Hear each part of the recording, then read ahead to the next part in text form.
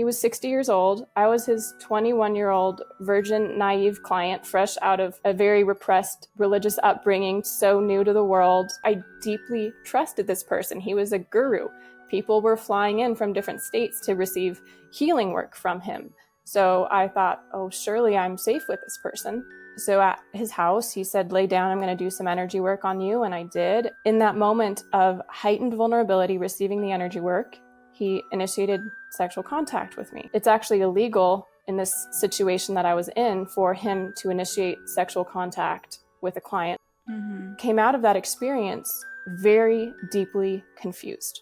This dynamic of what I call spiritual gaslighting, women's psychic and spiritual and sexual circuitry, it kind of runs on the same wiring. If a system tries to control a woman's sexuality, it's actually as a means to control her spiritual awakening. Interesting. He would say, no, you're lying. And I know that because I have my psychic sense. Get into this hypnotic rhythm of saying, you're lying, you're lying. I thought, I can't trust myself to know the truth. Only he knows the truth. If they can get their victims so removed from that inner compass within ourselves, there's no stopping how far they can take the manipulation.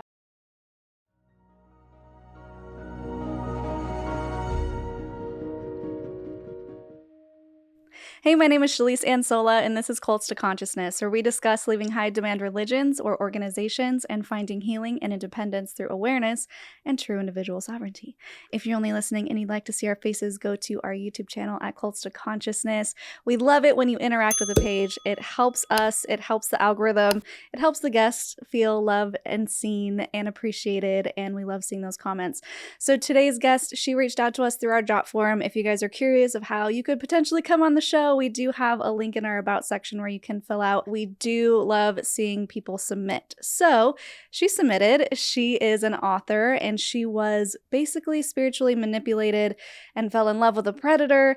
Her book goes all into detail. The Scorpion and the Lion, a love story. You can get it now. It just came out on Amazon. I just finished reading it, and it was great. Very interesting. It's a perspective that we haven't really dove into yet on the channel, which is kind of New Age mysticism and control manipulation through energy work. So I'm really interested to dive into it. So thank you so much for joining us, Lauren Geertsen. Thanks for having me, Shalise. Absolutely. It was so great to see you submit. We're like, wow, she's so professional and well-spoken. Thank you. Thank you very much.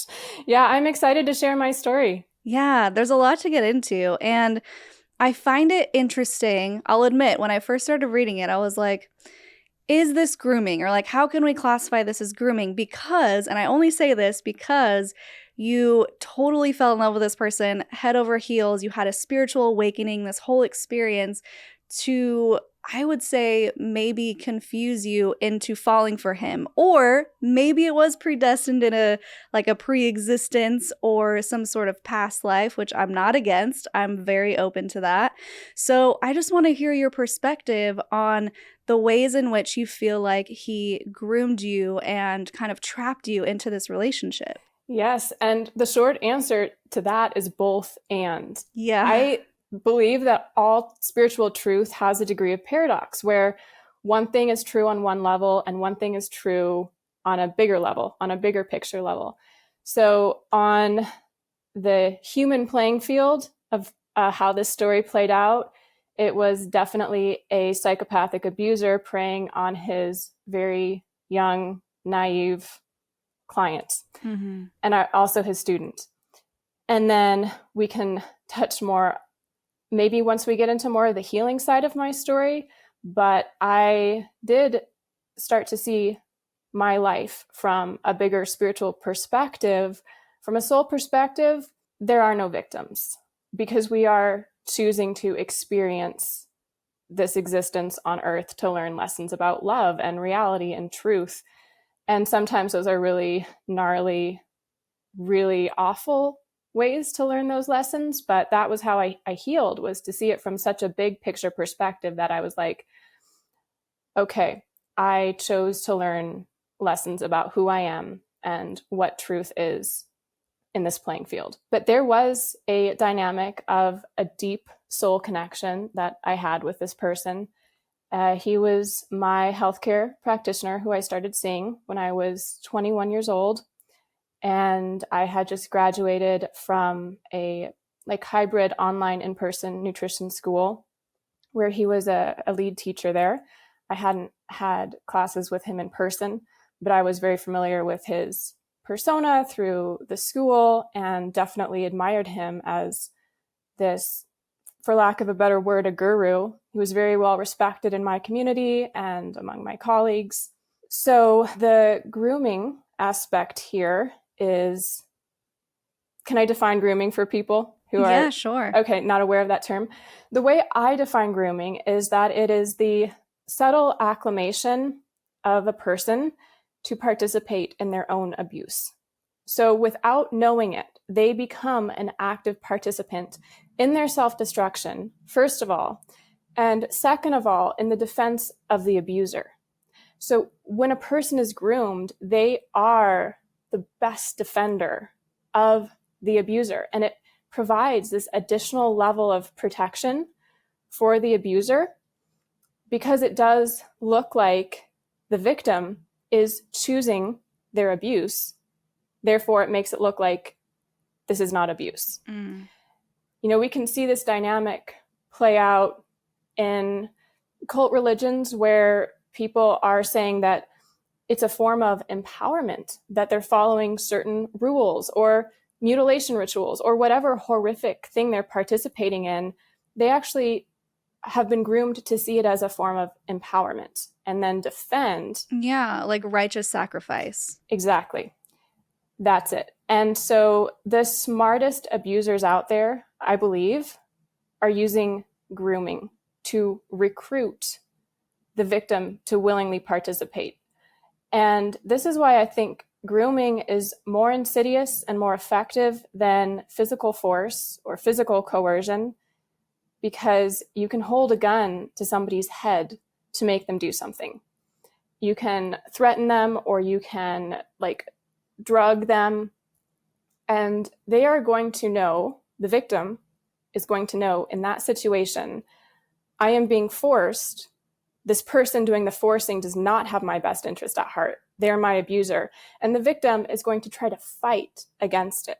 They're going to try and get away, or they're not going to come back to that person in the future for safety and resources. But when a person's groomed, they actually see the abuser as having their best interest at heart.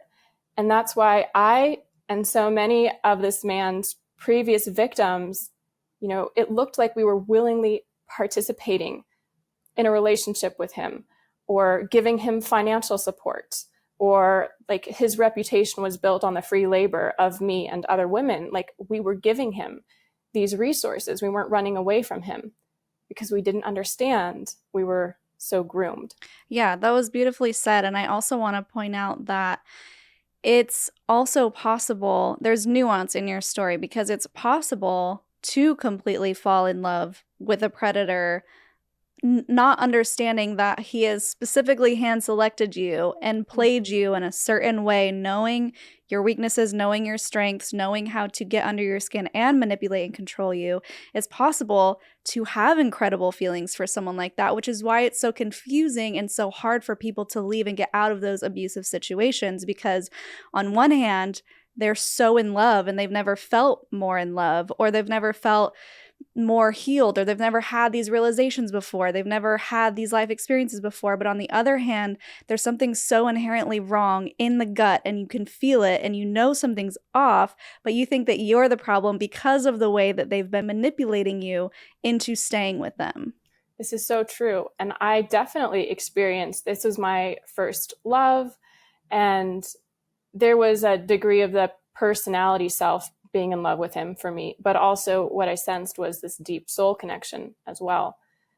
And it was what I thought at the time, I'm in a relationship with this man.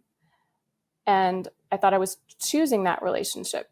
But as I look back, I think a relationship requires fully informed consent, because if one person is being coerced into this situation, the consent isn't there. Mm-hmm. So it is nuanced because I was in love with this person, and at the same time, he was 60 years old. I was his 21-year-old virgin, naive client, fresh out of a very repressed religious upbringing, so new to the world. And it's actually illegal in this situation that I was in for him to initiate sexual contact with a client, which is what he did. That's illegal because there is the power dynamic there, which removes the ability of the client to consent. Mm-hmm. The law even recognized that I wasn't in a place to consent, but I still thought I am choosing this situation because I am in love. And what I'll say, and we can touch on this later, is my confusion was I thought love was an emotional feeling. I thought it was the fireworks. I thought it was the chemistry, but that's really not love. That's just a feeling. That's brain chemistry. Love is a state of consciousness. It's a state of being where there's wisdom, where there's free will, and where there is the best interest of both individuals at play. So through my experience, I actually got this crash course in learning what love really is. Yeah, and what it isn't. Mm-hmm. So I think we've done a lot of broad strokes, which was great. And I want to dive more into your story specifically. So I think for additional context to see why you were maybe the perfect victim for him, let's talk about your upbringing and some of the things that you think helped you become the perfect victim. Mm-hmm. First and foremost, I grew up in a narcissistic home, and I actually didn't realize that until I got out of a relationship with John, the practitioner. I'll say in the book, I use a pseudonym for him. I call him Jay in the book. His real name is John Jennis, and I'm free to say that. He lives in Seattle. And I did start to look back on my childhood after this experience and recognizing what does psychopathy and narcissism look like. And I was able to see that in my childhood play out. So I grew up in a home where my parents said they loved me, but their actions weren't loving.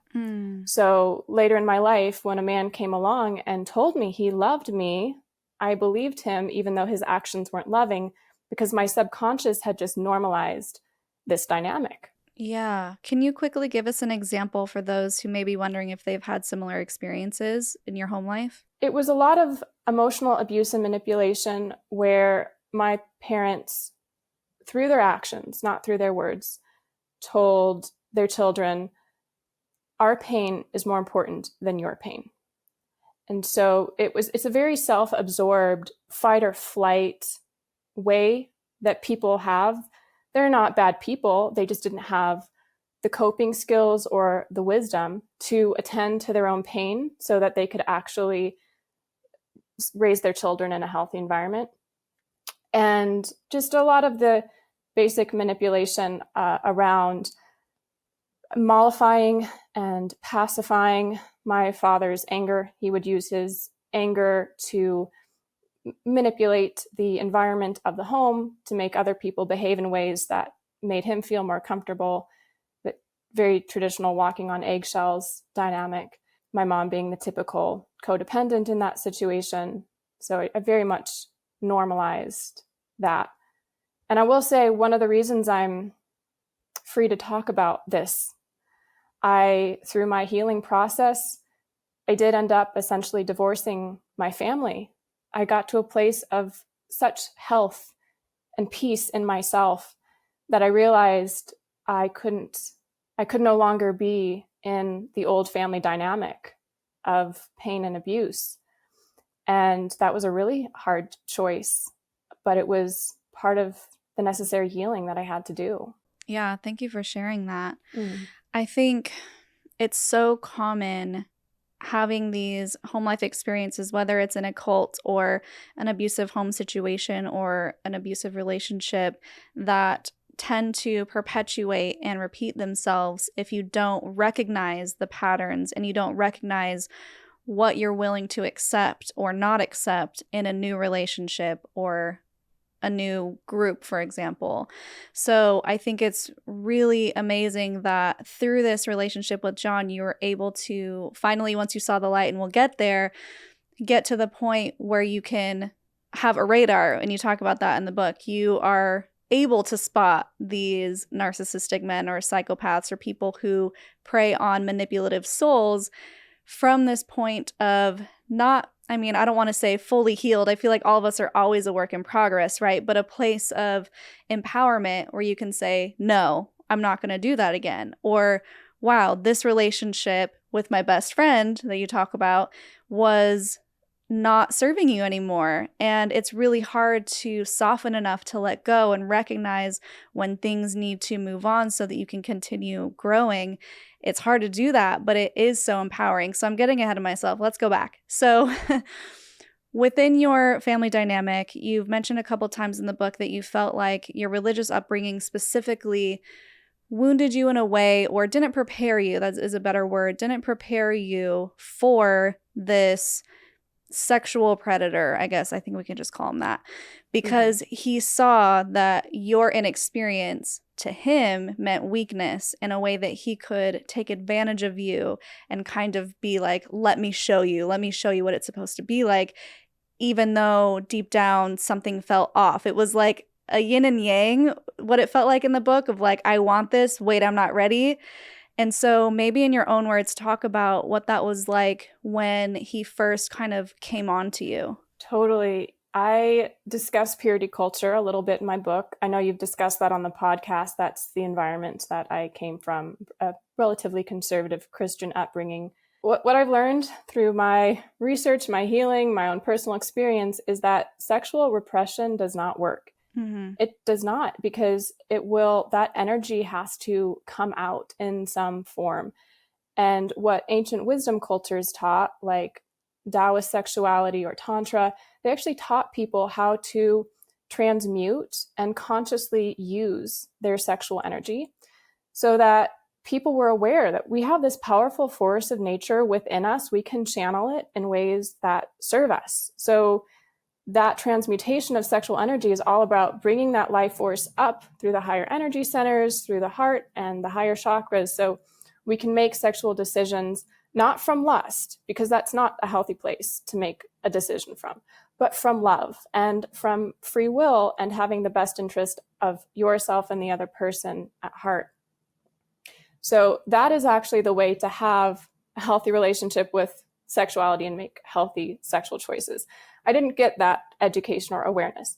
I was just taught that sex is a very bad thing to do outside of marriage. I just had all this energetic fear around my sexual energy. And it really was like I had tried to dam up this powerful force within myself. And then the first time John initiated sexual contact with me, he actually started to do this in subtle ways when I was on his table receiving healthcare treatments from him, first of all. And so in that position, I was in this very vulnerable state where I felt cared for, I felt safe, I felt that this person he was doing body work on me and touching me in ways that felt good. And my body was like so starved for touch that there was this part of me that I want more of this. Mm-hmm. And there was also, I felt what I didn't understand at the time was my sexual energy was starting to circulate, this force that I had just tried to repress so hard. And then through his standard playbook, I would later learn through talking to many of his victims, it was his standard playbook. He invited me to his house under the guise that he would like to mentor me because I am so adept to the work that he does that I could, really be a good student, and I have a special mind. And I was so honored, and I was so naive. It's the love bombing. It is, totally. Yeah. And, I went over to his house thinking this was going to be a conversation. At the same time, trying to wrestle with these deep, deep feelings of like, I feel soul connected to this person. I feel attraction to this person. And he initiated energy work on me. And later I would learn that he would do this on his other victims because it lowers a person's defenses. The way he used energy work was quite like how somebody would use a date rape drug or alcohol, because it removes the person's ability to consent. Consent is not a matter of, did the person say yes? Consent is a matter of, could the person have said no? Yeah. And can I quickly jump in, because I feel like I want to draw some comparisons here for people who may not be familiar with energy work but who watch our other videos. In my mind, knowing both worlds, the religious world and the mystical world, I would say that getting energy work would be similar to meeting with a pastor and having him pray with you and putting you in this trance-like state, in this state of openness and vulnerability. And I feel like everyone can agree that your pastor all of a sudden trying to take advantage of you sexually while you're in that state is not okay. So I just wanted to maybe draw some parallels, and if you agree with that, let me know what you think of that, because I feel like energy work is a way of getting people into this hypnotic state, into this relaxed, open, safe space, like you said, and then using that to his advantage. That's exactly true. It is a form of hypnosis. And I'm not saying it's a bad thing. I'm not saying hypnosis is a bad thing. I have used hypnosis on my own healing journey because it's a powerful modality. I've used energy work on my healing journey because it's a powerful modality. It's a neutral tool. And so if it's in the hands of somebody who wishes to do harm, it can do great harm. Exactly. Because it is true, you're putting a person into a vulnerable, receptive place. And then the other dynamic at play is that I had been groomed by my whole community to see this man as a safe, trusted person. I deeply trusted this person. He was a guru. People were flying in from different states to receive healing work from him. So I thought, oh, surely I'm safe with this person. And so at his house, he said, lay down, I'm going to do some energy work on you. And I did. And from a very compromised state, where I did have a spiritual awakening in that moment, he did not catalyze it. What I realized was it was my soul catalyzing an awakening. But in that moment of heightened vulnerability, receiving the energy work, he initiated sexual contact with me. And I came out of that experience very deeply confused, just absolute confusion, because it was like, oh, this feels good, but this is a safe person. He would never do anything to hurt me, right? So he's not doing anything bad. But at the same time, this doesn't feel right to my gut. Mm-hmm. And at the same time, I feel this soul connection from him. And it was a nuanced situation, because I look back and in the great harm that he did, it did provide me this avenue to radically question the rules that I grew up with around sexuality, which were a form of prison. I truly believe that the purity culture we grew up with the sexual control, it is a form of psychic prison to control people, especially women. I might be getting off on a tangent here, but women's psychic and spiritual and sexual circuitry, like their psychic circuitry, it kind of runs on the same wiring. So if a system tries to control a woman's sexuality, it's actually as a means to control her spiritual awakening and her spiritual development. Interesting. I do feel that there was a sexual and spiritual awakening for me that in one way trapped me into a very toxic and abusive dynamic. It was like this, sexual energy can be really toxic glue to get people stuck in unhealthy situations. And at the flip side, it was an experience that was breaking me free of a lot of the rules that I grew up with. And it catalyzed me to question the other religious dogma that I had grown up with that was controlling my life. Okay, I feel like this is something we should dive into a little bit more, because I find it really interesting. And this happens a lot in our comments. I see people saying, why are you demonizing purity culture? There's nothing wrong with waiting until you're married and all like this, that, and the other, which, yes, I agree. And there's nothing wrong with exploring sexuality, and there's nothing wrong with figuring out what you like and who you want to be with and exploring that before marriage. So I feel like this is the perfect example where we can talk about what happens when you don't have the education or the awareness of a baseline and consent and all of those things that you need to have a healthy sex relationship or sexual relationship, to maybe the complete opposite, which is no sexual boundaries, not understanding when someone has crossed your boundaries and going too far into the other side. Because on one hand, like you said, it feels like sexual freedom and liberation. On the other hand, you've found yourself in a situation because of this vulnerability with a predator who will use that against you, who will use this sexual relationship in a way that's saying, see, isn't this amazing?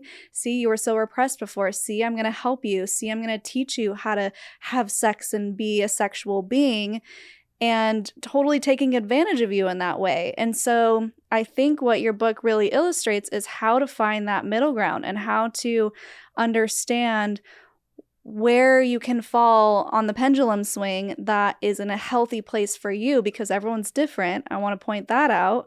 So let's get into a little bit how you feel like it's like a yes and situation where there was some sort of sexual healing and awakening while also having it become this sort of sexual prison. Exactly. Yes. And I was hyper traumatized sexually by him being my first partner.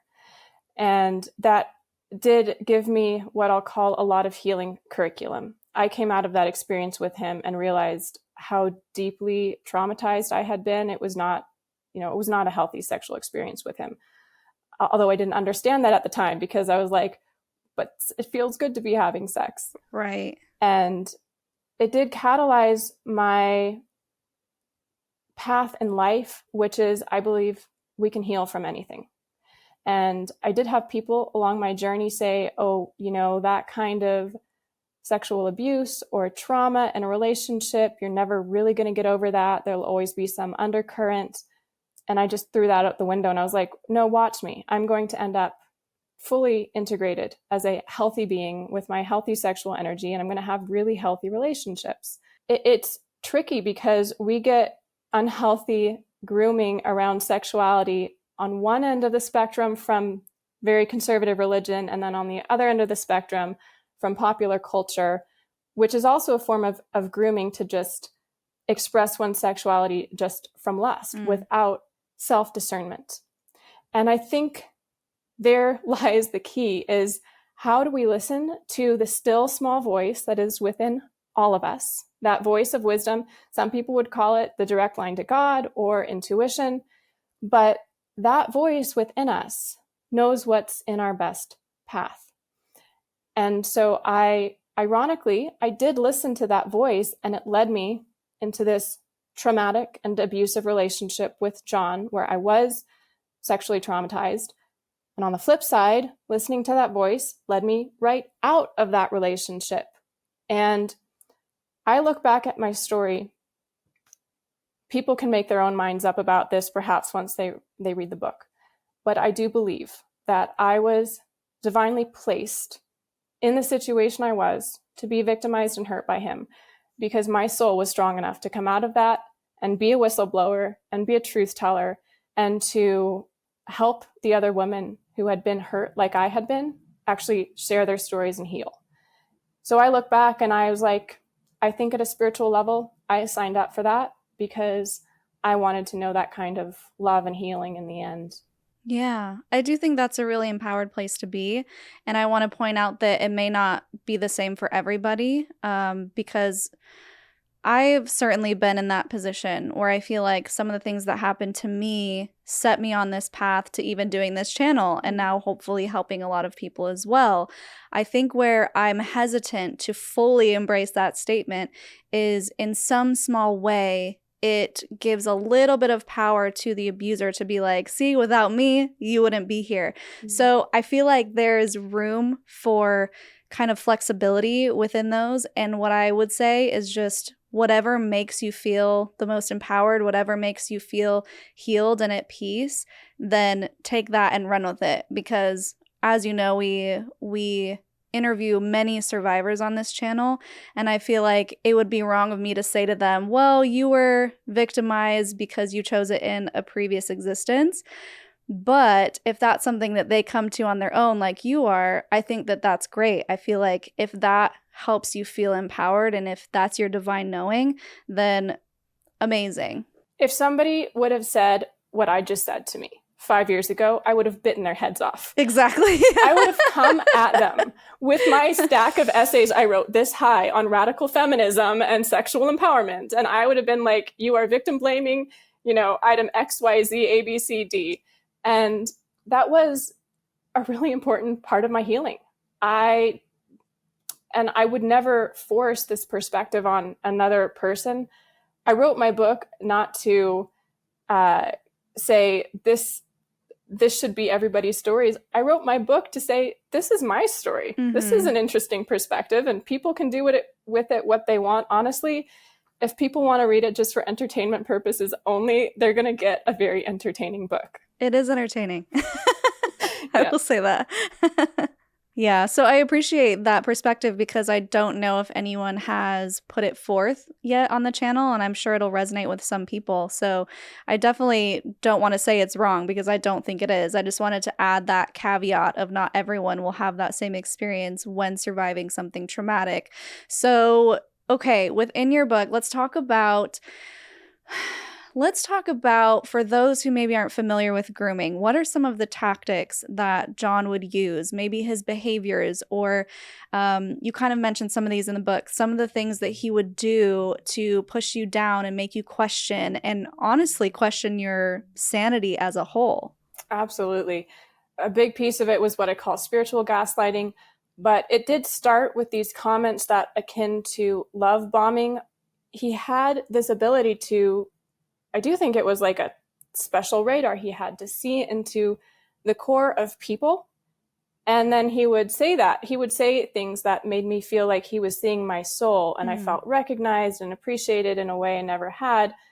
The irony is, for example, before I became a full-time writer and before I really realized that was my destiny in life, he called that. Like, he saw that, which is interesting. He would do that first through complementary means. And then, because I was like, okay, I trust this person's discernment, I feel seen by him, then he would use very negative manipulation tactics to say he saw these characteristics in me or programming in me to veer my behavior into certain directions. And I believed him there because I wanted to believe the nice things he said. Right. One example in the book is he started to say that I was a narcissist, total projection, of course. And this line, "You're being selfish," is one of the most frequent lines we hear from abusers. It works really well on empathetic people. And you statements, like, that's the key, is if you're in a relationship with somebody and they're saying, I feel sad or hurt or lonely when you make these decisions, that's not a manipulative phrase. That's somebody using emotionally mature communication. But when somebody is coming at you saying, you're a narcissist, you're being selfish for doing these behaviors. For example, he would say, Lauren, you're being selfish if you want to tell anybody about our relationship because it will put my career at risk. And I believed him because I wanted to love and protect this person. But it's the irony that I was not putting his career at risk. He was. He was breaking the law and having sex with his young clients. But it's pretty twisted that I totally fell for that. I would say I understand because I've been in that situation where you get to such a level of trust and admiration and respect for this person because of all that initial love bombing, that where it seems like they have these psychic powers, and maybe they actually do. They might exist. In my experience, I've been in a situation similar where an energy worker has taken advantage of me. I'm still deconstructing, so we're not going to get into it too deep, but I swore that he could read my mind. I would say something in my head, and then he would answer it out loud, and I'm like, How did you know that? So they use this like psychic manipulation through these spiritual gifts. And also, I would say spiritual leaders, religious leaders do the same thing. So maybe there is such thing as spiritual powers or gifted people who use it to abuse people. But what I'm getting at is they use this sort of, I have powers, so I know best, to manipulate and control you after they've already won your affection, to where you're like, yeah, anything you say, you clearly know better than I do. You clearly have some sort of gift and power that can either help or hurt my life, which we need to get into that as well, and we will in a second. But they use this in such a way to put you under their thumb so that when they start, like you said, doling out all of these negative things, you're like, oh shit, that must be true. He must know because he knows all of these other things. So clearly he knows what's best for me. And they do it in such a way to where you'll do anything for them and you don't see what's actually going on. So I'm saying all of this to validate that I don't think you're crazy for believing him when he's saying you can't tell anyone about our relationship even though you were dating for years. In your mind, it's of course, because I want to protect you, not recognizing that from day one he was preying on you and he knew that what he was doing was against the law and he knew that he needed to get you under his control in order for you to go along with his lies and manipulation. Yeah, thank you for that, because it is true. I have learned to look back at my story and ask not how stupid was I, but how smart was the predator? Yeah. And asking that question has served me so well because I was able to reverse engineer the predator's playbook. And once I saw it within my relationship, I actually started to see it in different religions or different aspects of the world or the government. And that really served me well.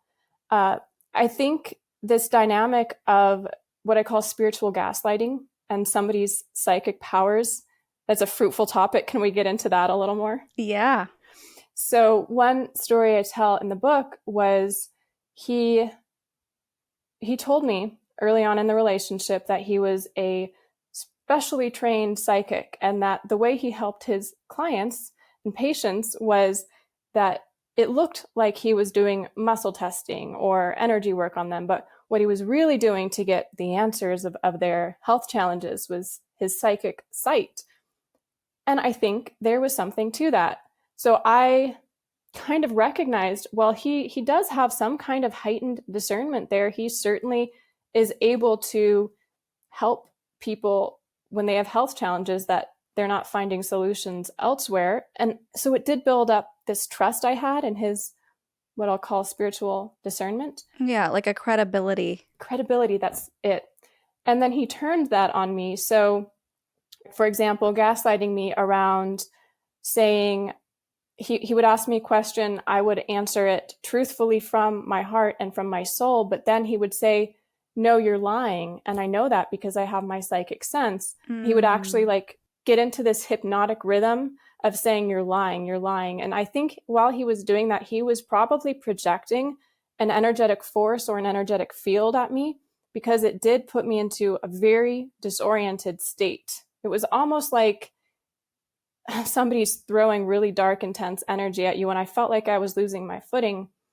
And it really got to this point where for a hot second while I was in that relationship, before I deconstructed, I thought, I can't trust myself to know the truth. Only he knows the truth. And that's a really total destabilizing place. I think that is the core of cults and manipulators, is if they can get their victims so removed from that inner compass within ourselves, there's no stopping how far they can take the manipulation. That's the core of it. Yeah, absolutely. You nailed it. Just like how people have committed mass suicide because they have been in this state where I don't know better, you know what's best, just tell me what to do and I'll do it. It's really scary. They create these zombies who will just follow the leader blindly, this blind obedience. And especially when you take away that intuitive sense, or You don't take it away, you get them to question it, which is even scarier, because then you'll be getting these intuitive hits and you're like, well, clearly I'm just, in religious senses, they'll say you're led by the devil, or Yeah. the Satan is tempting you, you know? And so within these mystical groups, these more new age groups, it could be, well, you just have dark energy or dark force within you that I need to get rid of for you. You can't do it on your own. And it creates this reliance as well.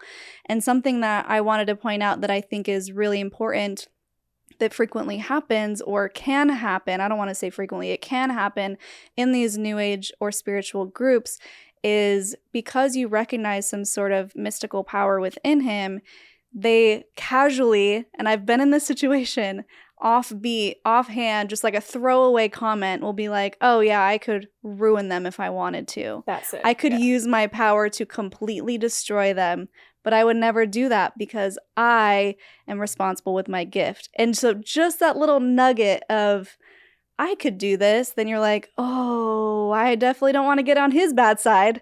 And then it puts you in another place where you don't feel like you have an option of leaving, because you're so terrified that they will use that force, that power, whatever, whether it exists or not, will use that to destroy you in some sort of energetic, unseen, witchcrafty way that is terrifying to be on the other end of. It's so true. That was part of his playbook. I believe he actually had this very nuanced point in the relationship with his victims where he would introduce that.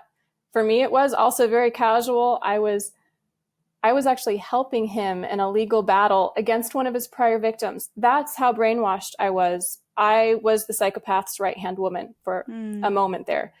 And it really took me a lot of humility to process that and realize that I was fighting against the other victim. I'm grateful I had that experience, because then it circled back to me and I could have compassion for the women who were still brainwashed. But he told me that he knew black magic, essentially, and could use it to harm this woman's career or her health or her future offspring. And he also told me a story of like, oh, my brother used this and it worked in such and such a way to kill a person. And there is nuance here, because those can be empty threats. But also the flip side is there is an aspect of reality to black magic.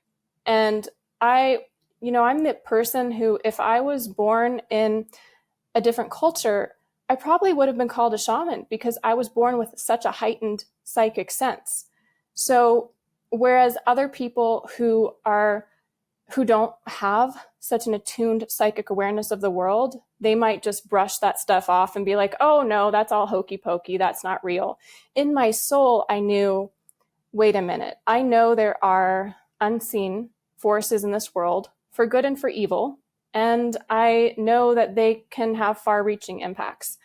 So I did believe his phrase more I took it more as reality. Whether or not he had that ability, who knows? I do think he had some psychic ability to do harm over distance, but probably not the way he was presenting it. Mm-hmm. But I did believe him. And so it was the seed of fear that was planted in me of, if I ever try to leave, he will try to psychically kill me, you know? Yeah. And I did leave knowing that the only reason that I could leave was I did decide to deepen my spiritual awareness. I understood that only loving divine forces were going to be a match for the dark forces he was calling on. I knew it was a spiritual battle when I got out of that situation. And I think that's why I got out of it in one piece.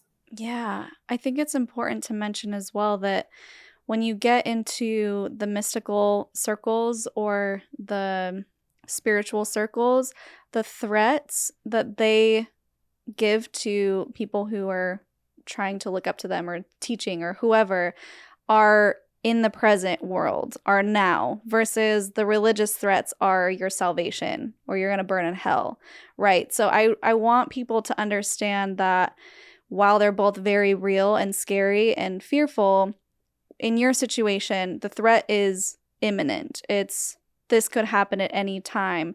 Not to say that they don't have similar things in religion, but I feel like most of the time the threats are eternal or within salvation. But it just adds this extra layer of you have to watch your back or you have to be on guard at all times. And I think in your book, you really illustrate well how you were able to heal to a point where you knew that I'm okay, I'm a force, like try and hurt me psychically or try to work your magic on me. Like I'd love to see you try, which I think is such a beautiful place to be. But I just wanted to point out the very real threat according to mystical language that was going on within you. And I also want to get to the point of you recognizing and finding out everything that he had been doing behind your back, because that's when everything really crumbles. The vision of this man, this almost godly man with these powers, you recognize him as a true psychopath. Yes. And it all happened pretty quickly, but looking back, I realized it was this slow accumulation of me starting to trust myself. And in the book, I share these little breadcrumbs, like even in the most unexpected ways, that I was just getting back in touch with my inner compass. And it did all come to this breaking point. And it was preceded a week prior where I was journaling and I wrote from my soul, I want the whole truth out. I thought I was talking about, I want the truth of my relationship to be out. I don't want to hide this relationship with the person I love anymore. You know, I just don't want to hide my life. I felt like my soul was suffocating. And that's the sensation. Other people know it. It's the sensation of not having enough truth in your life.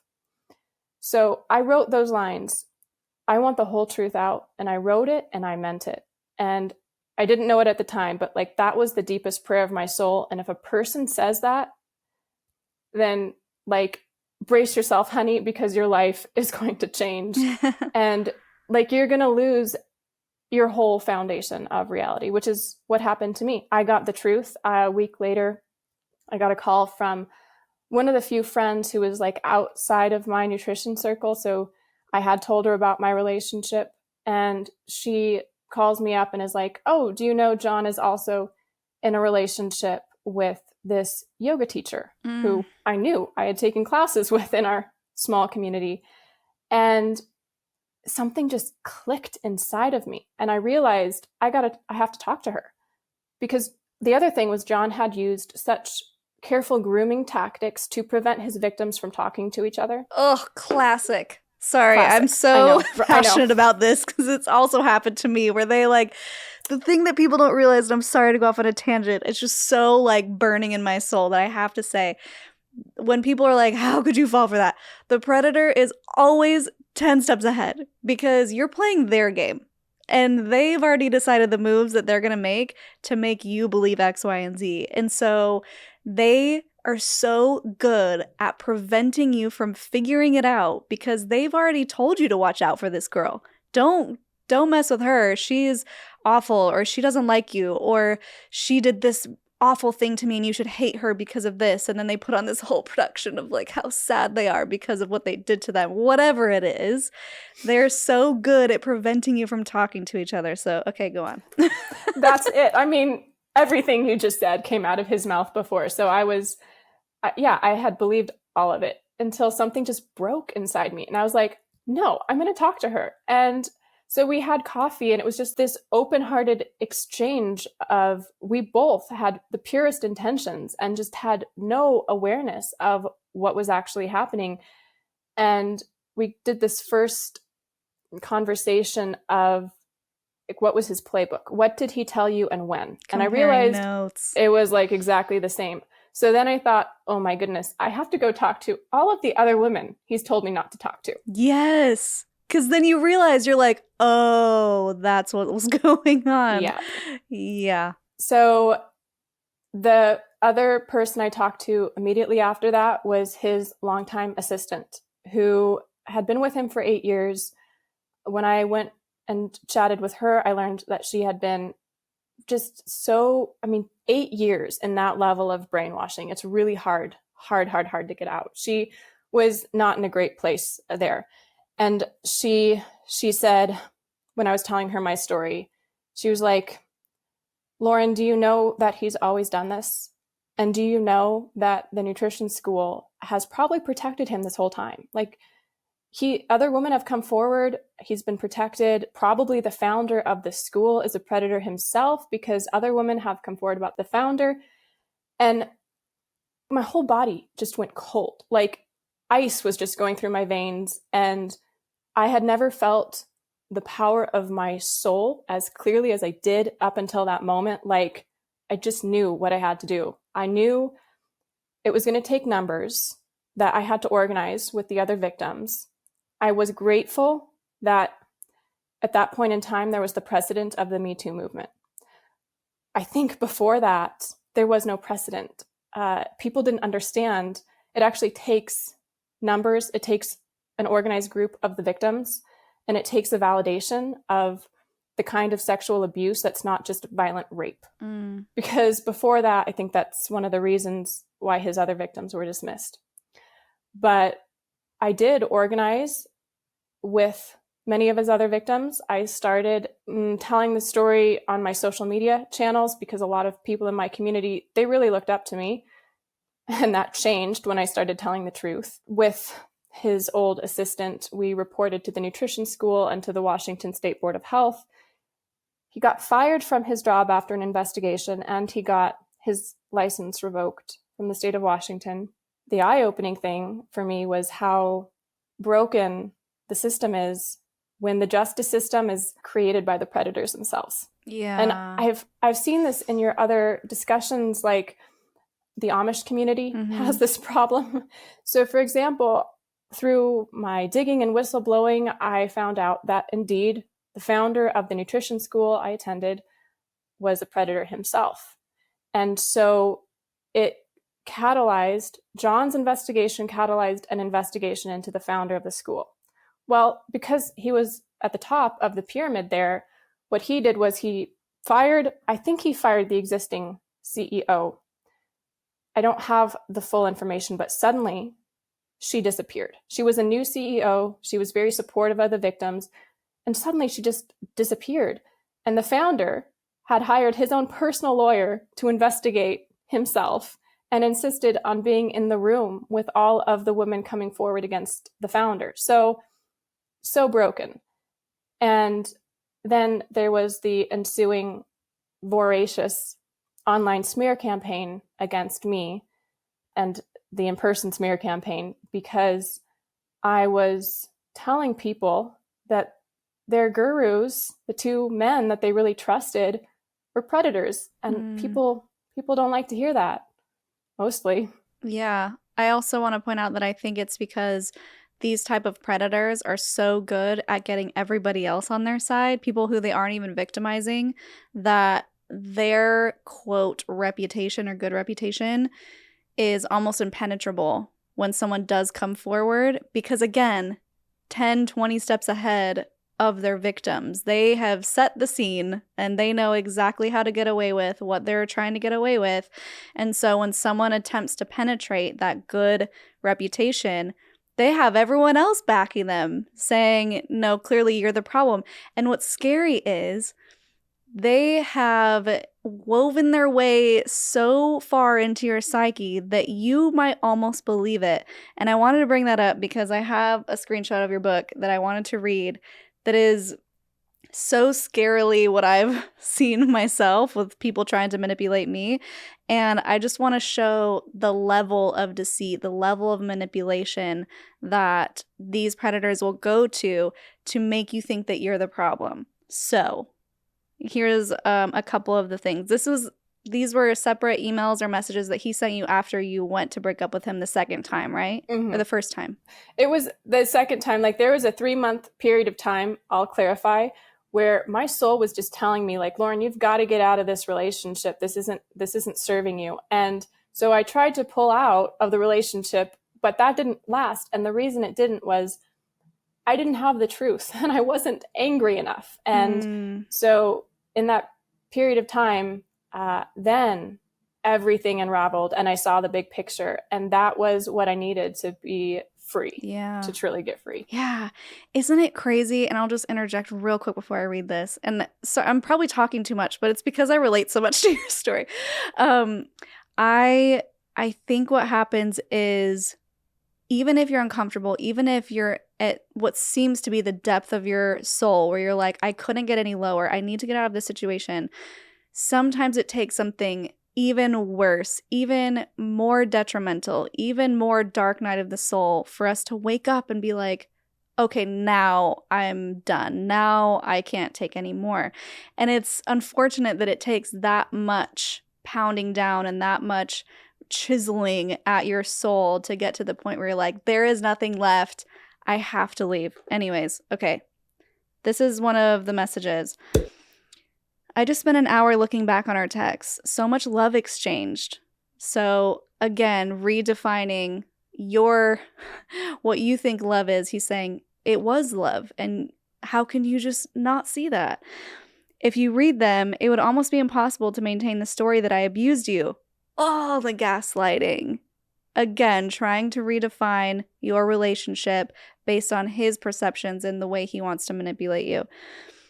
Our love was a thing of beauty. We came together and felt a love that changed our lives. Being with you was the deepest of intimacy. I wonder if you ever miss me. Oh, it kills me. Lauren, what do you want to say about this before I just rant some more? I understood when I received that series of emails, which was so quickly, it was his copy and paste. Like, he had it on hand to send out. He knew what he knew. And when I was reading that, it was almost like I was the observer, and I was thinking, this is why so many of his other victims never came forward and stayed in a relationship with him. This is why his assistant was in and out for 8 years, because these lines are good. They're so good. But something had changed. Like you said, I had gotten to below rock bottom, and it was what I needed to see clearly. I was just in this almost levitational state of clarity, like a superhuman state of, I'm watching this like I am now watching the chessboard instead of being the pawn. It was profound in that moment. And I was like, okay, I'm going to go at this now like I'm an investigator, like I'm a psychologist. It took my personal self out of it, and I just started to see this all from a level of, how does he think? How does he manipulate? And it was like I was watching the chessboard now. Which is such a gift. Some people don't ever reach that level of clarity, and they go back into this. I've been one of the people who, again, like, goes back and, you're right, what we have is amazing, and I have never experienced love like this. And they get you to believe their lies until you get to the rock bottom. So here's another one. You're practicing a kind of psychological terrorism with me. Projection much? In your Chabad against me and men. He's just throwing everybody in there. Like, you're the problem. Oh, yeah. You just have an issue with men. It was the whole Me Too thing. So he was like, oh, Lauren, you're just hopping on the whole Me Too train right now to get fame and attention. And that was actually one of the most effective lines in the smear campaign he used. Wow. Okay, he continues, I am locked in. I see the whole psychic field, using his powers, or if he has any, over you, saying that he knows best and he can see what's actually happening and you can't. On the other hand, so here's another little flip. I miss you on a level that I can't describe. Again, I'm so sorry that I hurt you, and I'm sorry that I have to be adversarial now. Oh, so much here. So they always do this yin and yang, right? They say all of the negative things, and they put you down and they put you down. And then they go to the other side of, I love you so much. I miss you. Come on, don't you miss me too? And they try and suck you back in through their charm, through the way that sucked you in to begin with, because that's what got you. Like, they know what hooked you in the first place. And so they have to go back to that. They have to try and use those same tactics to pull you back in once again. Absolutely. And don't forget about the suicide threats. Oh, I can't live without you. I think I would just take my life if you left me. That was a big one too. I don't think I actually put that one in the book, but I definitely think you did. got that. You did. Oh, did I? Okay. Well, not his lines, but you mentioned that he would say things like that.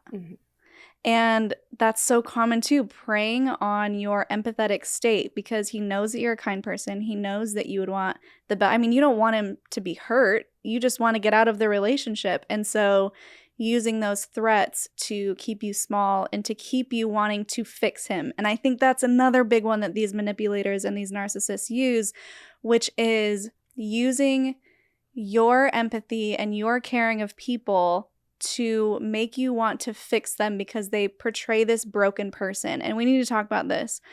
When people say, or predators say, I'm so traumatized, I had this whole thing happen to me, and they go on this rant about their childhood or how they grew up, and the tears and like the performance is Oscar worthy. And then you feel the need to reach out and help them because also they're helping you, right? They're claiming to help you. And so you're thinking, well, the least I can do is be there for them. The least I can do is offer my hand and say, here, you can cry on my shoulder. Whether or not that story is true, I don't think matters, but they're using this trauma to manipulate you into saying that their behavior is okay or excusing their behavior. That's it. It's leveraging trauma as an excuse for bad behavior. And that's a really easy story to buy. And it's so common. And the reason I swallowed it so quickly when he told that to me was because that was how my parents excused their emotional abuse of their children for decades. That's what I heard over and over is my parents saying, well, we were abused as children. We didn't have a healthy childhood. So we're just so wounded. We can't help but behaving in this way or having this kind of fallout. And I believe real empowerment means looking at trauma as an explanation for behavior, but never an excuse. Yes. And so I had to get to a place in my life of saying, am I using trauma as an excuse for some of the behaviors that are convenient for me to keep instead of radically change? And I had to let myself off the hook. I had to do really deep, like the most uncomfortable, full throttle self-responsibility to no longer use trauma as an excuse in my life. And when I secured that within my being, that level of self-responsibility, I could no longer accept anything but that level of self-responsibility from another person. So I got to this point of, you can't sell me your trauma as an excuse because I no longer buy that. I no longer deal in that level of currency. That's very empowering to get there. I 100% agree with you. And I think there is definitely a distinction of someone who acts in a place of patterns or behaviors coming forward because of a traumatized state, but not recognizing that's why they're acting in that way. And someone who knows that they're fully acting in this behavior and using it as an excuse to continue acting this way. So I think you said that already. I just wanted to clarify in maybe shorter sentences that I think that's the difference, because a lot of times we'll say, well, they were acting from a wounded state. And again, not to excuse it, but to say, okay, maybe that's why they acted this way. But when predators use that as an excuse to continue acting that way, that's when it's an issue. Once you can recognize, I'm putting people down because I'm deeply insecure, then it's your responsibility to do something about that. Because if you recognize that you are continuously putting people down and excusing your behavior, that's not okay. That's not a place of, I want to find healing. That's just, I want to stay in this dark cycle because it's comfortable for me, because it's easier for me to continue to put people down than to work on my self-esteem. So I just wanted to point that out, that there are two different sides of that, and he's definitely acting on the side of manipulating his traumatic past, if it even existed. I don't know if it did, maybe it did, but using that to harm other people, and that's not okay. Amen to all that. I totally agree. Okay, so after all of this, I mean, you were adamant that he should be fired, but you were open to other possibilities. I think it's really nice in your book how you talk about, this is what I want, but I'm open to something bigger. I'm open to something better. I'm open to listening to my intuition instead of shutting it out. That was definitely a theme throughout. He was fired, so yay, that's good. And he also had a business with you. I don't think we even mentioned that a huge part of, at least from my perspective, a huge part of the reason he wanted to manipulate and control you is because he wanted money from you. He wanted to actively use you to support him. So now you have to dissolve this company and you go through a 14-hour mediation. What's going through your mind during that time? Well, I'm first of all glad that we brought up the business piece, because what I only learned in hindsight was he had targeted me to bring over to his house. Like, I was targeted not just sexually, I was targeted financially, because I did have a marketing background online. I was selling a lot of product for another business he was working with. So when he saw me, he didn't just see sexual victim. He saw this person is going to be a cash cow and free labor for me if I can work it right. And he did work it right. So we started a business together under the manipulation tactic. He said, if we're business partners, then we can be open about a relationship, because then it's not illegal and there's no like weird stuff like between a client and a practitioner. So I was like, oh my goodness, I will do anything for our love. And I did. I worked myself to the bone to create a really successful supplement company. Of course, doing 90% of the labor, and he got half the profits, which is the other common thread with psychopathic and narcissistic individuals. So part of the separation from him was closing the business. He didn't want to close it. He wanted to do a buyout. He wanted to make sure he still had this income stream. And it was one of the most empowering experiences of my life to go into that mediation and just hold my own. Know I was not going to budge an inch. Know that I was going into that mediation, that the business would be dissolved. And I just upgraded my faith in that moment and just held that as the only outcome possible. And sure enough, it happened. And there was a lot of freedom and grace involved and coming out the other side of that. Yeah. And it was that sense of empowerment of, I'm going to hold my own.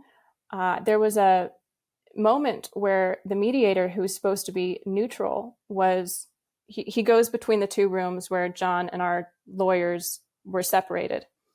And the mediator comes into my room and says, John has these different agreements he wants you to accept in the business dissolution, including not publicly calling him a predator or a psychopath. And my gosh. I know, crazy, right?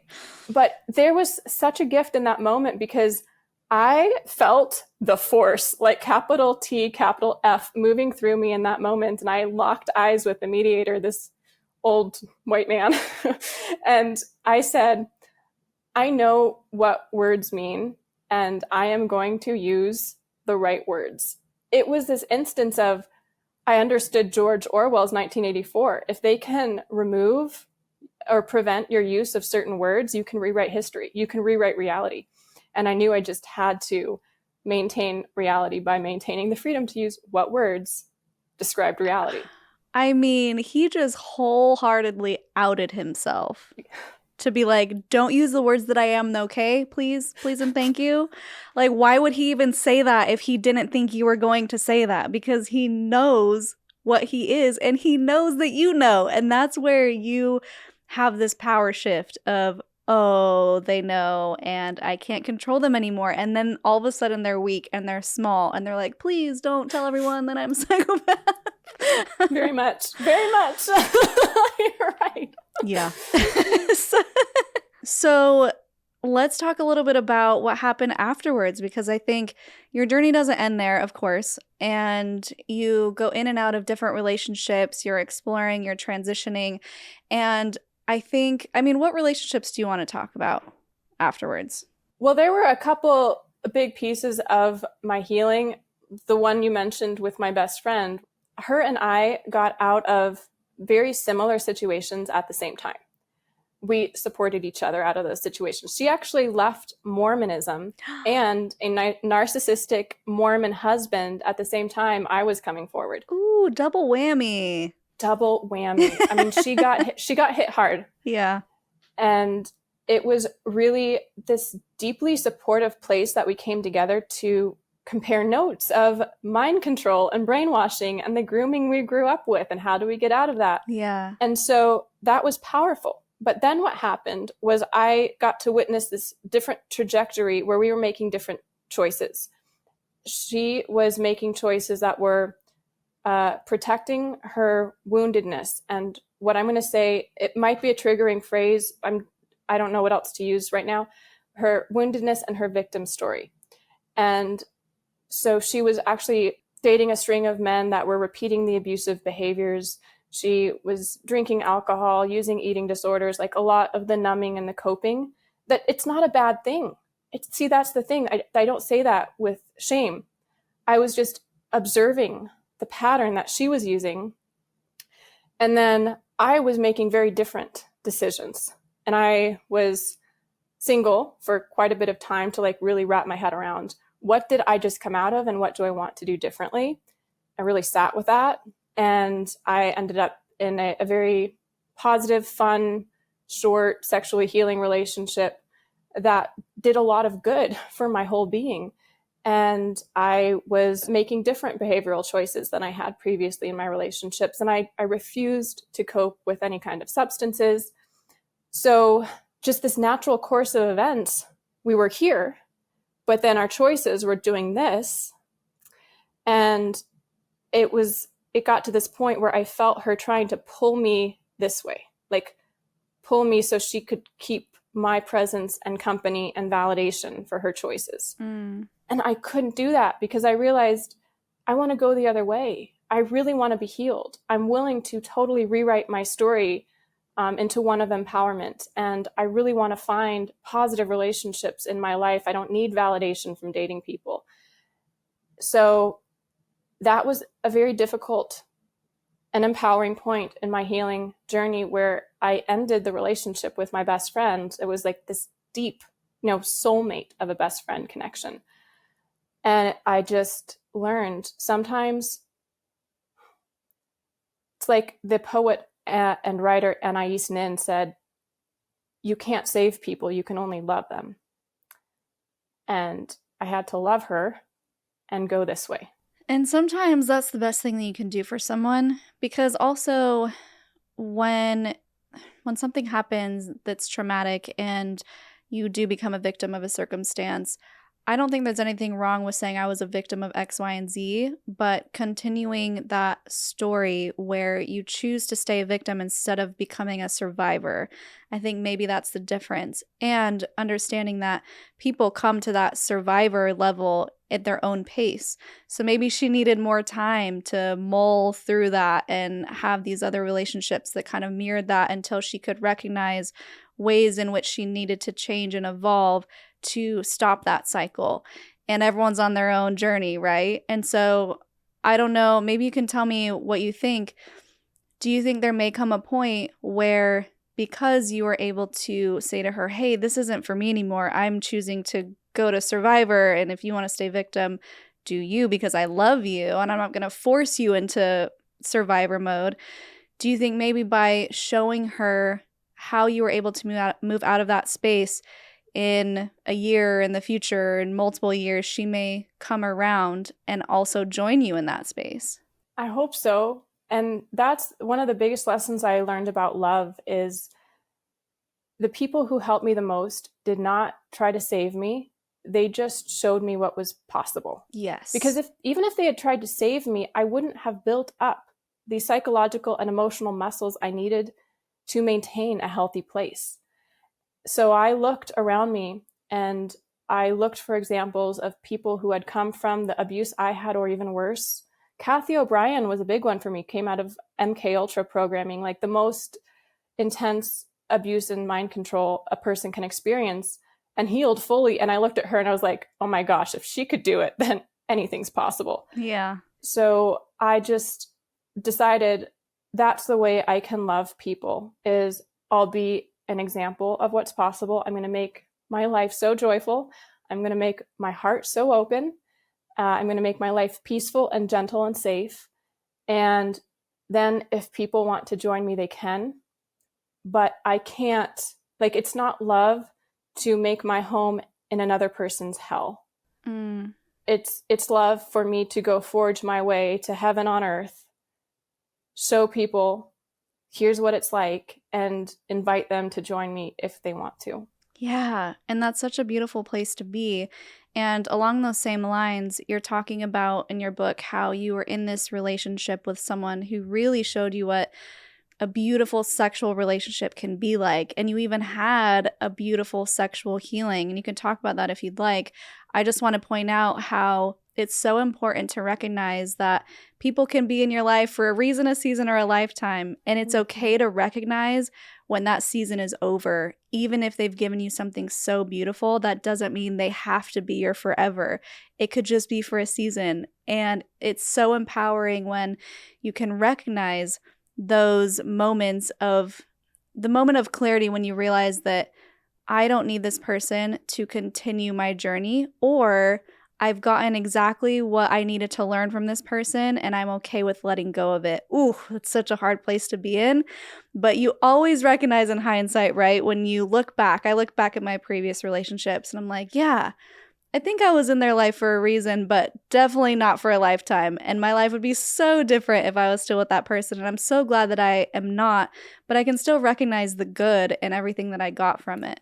Yes, and I can't help but think, how different is this than the dogma that I got from my religious upbringing that said love means committing yourself to one person for a lifetime. And, kind of deep down in my soul, I knew that wasn't for me.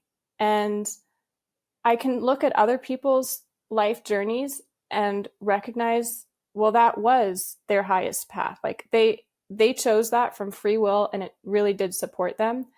But that wasn't my path. And I did learn through my journey how to tune in to when is it a time to leave a healthy and beautiful relationship, because it did serve its purpose for both of us. And so this special man that I met at that point in my journey, he was the archetype of a sexual healer. I will say, I think if any man claims to be a sexual healer, like, I would not listen to him. I would think that's a very manipulative line. I wouldn't touch him with a 10-foot pole. But there's a quality of healthy masculine sexual energy that I had never experienced. And part of me thought, like, deep down, if I have been so wounded by unhealthy male sexuality, perhaps the antidote for that is healthy male sexual energy. Mm-hmm. And it was a really just fun, tender, special healing relationship. He was very supportive, very kind, very patient, very willing to look into different modalities that support sexual healing, orgasmic meditation, or oming. I know that's like, there's like some trigger around that, because actually that was investigated into some cult-like dynamics. Oh, we got an episode on that. Oh, do you? Okay. Yes, we do. Well, the technique is quite separate. I was going to say, but Lauren, don't think for a second I didn't try it out, though. After I watched the documentary, I was like, I feel like there might be something to that. But anyways. I'll say the technique is a separate thing entirely from all the cult dynamics and the marketing and the branding. It's a different thing. Yeah. And that was helpful. And I feel that I'm quite open about talking about this, because it would have helped my journey if I could have looked at another woman who came out of a similar situation and was like, I had a relationship like this. This was the qualities I looked for in a man, and it really helped me. And then I was able to progress onto other healthy relationships and have a healthier relationship with my own sexuality. Mm-hmm. Yeah, that's awesome. So how are you doing now? What's going on? You're writing books. You're doing a lot of things. I love that you followed your career in writing. Awesome. Now I feel like I am thriving. I set out with the intention of opening my heart even wider than it was when I found John and had all this abuse. I feel like, check on that. I had the intention of creating a gentle and safe life for myself, and creating that for myself, not just going out and finding somebody who could provide that, because I had to know with divine support, I can create this for myself. And that's what I need to feel safe. And I feel that I have. I have a life now where it's gentle. I think that's the result of self-love, at least a very feminine quality of self-love. And I get to spend my days writing. Right now I'm working on, this was a heavy book that I just wrote. I mean, it's intense. It has very fun and catalyzing moments and a very happy ending, but it was very intense writing. And so my reward for after writing that book is to write a really fun, rollicking, fun story, which I'm working on right now. And it's just a wonderful, wonderful creative project. That's great. So if people want to find this, it's on Amazon, The Scorpion and the Lion. We'll put the link in the description. You have a website, laurengerritsen.com, and people can find you on Instagram at body_connection_coach, and also on YouTube at Lauren Gerritsen. So what else? Like, is there anything else you want to share that makes you happy, happy with joy, at peace? The message that I want to leave people with, that I wish I had heard, was that telling the truth is so worth it. And it is going to cost you everything that you thought you needed in life. Telling the truth cost me my reputation. It cost me my source of income at that time. It eventually cost me my family. It cost me the career trajectory I had, my previous publishing house, like my previous literary agent. I could go on. But I have made this commitment in my life that I am telling the truth no matter what losses come about. And what I've realized is the only thing I lose is anxiety and stress and illusion. And what I gain is peace and joy and love.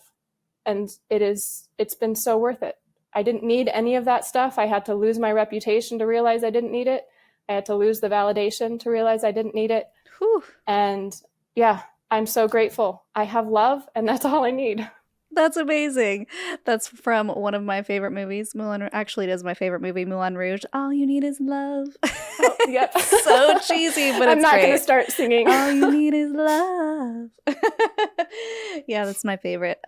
Anyways, probably because everyone's like, because you grew up Mormon and you weren't allowed to have sex and you were a dancer. So I'm like, all the sex, all the dancing, all the love stories in one movie. That's why all the costumes.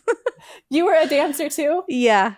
Oh, that's part of my joy right now too, is I've brought dance back into my life just from a fun, awesome, creative place, and it's wonderful. Dancing is amazing. It's just such a way to get out of your head, into your body, release stress. I do that sometimes if I have really stressful interviews. Not that it's anyone's fault, but my own traumas and triggers come up, and sometimes I'll just shake it out, go get a massage, do some body work, because something about getting into those muscles and just releasing energy is so therapeutic to me. So true. That's great. So with that, I need your Linda Listen moment, your sassy statement as the viral video with the toddler goes, or something inspirational. The one with the truth always has more power than the liar. Ooh, that's good. Linda, listen to that. I love it. Thank you so much for coming on and sharing your story. It was great talking with you. I feel like we're kindred spirits. I'm like, there's so much that I can just relate to, and especially through reading your story. There was a lot of things that came up and validated my own experiences, so I appreciate you being willing to share them, even though it can be hard and vulnerable. So thanks for being you, Lauren. Thank you so much, Shalise. Thank you for providing this platform and this very special space to share. Thank you so much. I appreciate that. Well, guys, leave those words of encouragement down below. We love to see those comments. Our guests read the comments. Remember, they're real people, and it's just so, one of my favorite things is when a guest will text me and be like, I love your community. I'm crying over here reading the comments. I'm just like, oh, I love you guys. Thank you for being that support. I can platform people, but having this community come together and support and lift each other up is just next level. Couldn't do it without you guys. If you want to support the channel further, you can become a patron at patreon.com/cults2consciousness. You can get some of our merch if you want some fun shirts, like I'm sorry for what I said when I was in a cult. We have our onesies in honor of our little one who just arrived and says, I don't want to be in your cult. You can check out, there's a photo of her wearing it on our community page for the Father's Day post that we just put up. And our Costa Rica trip is fully booked, but you can add yourself to the wait list if you want to do that. And if you like this video, I'll link 2 more down here below that you can check out. And until next time, follow your highest excitement, be conscious, and be well.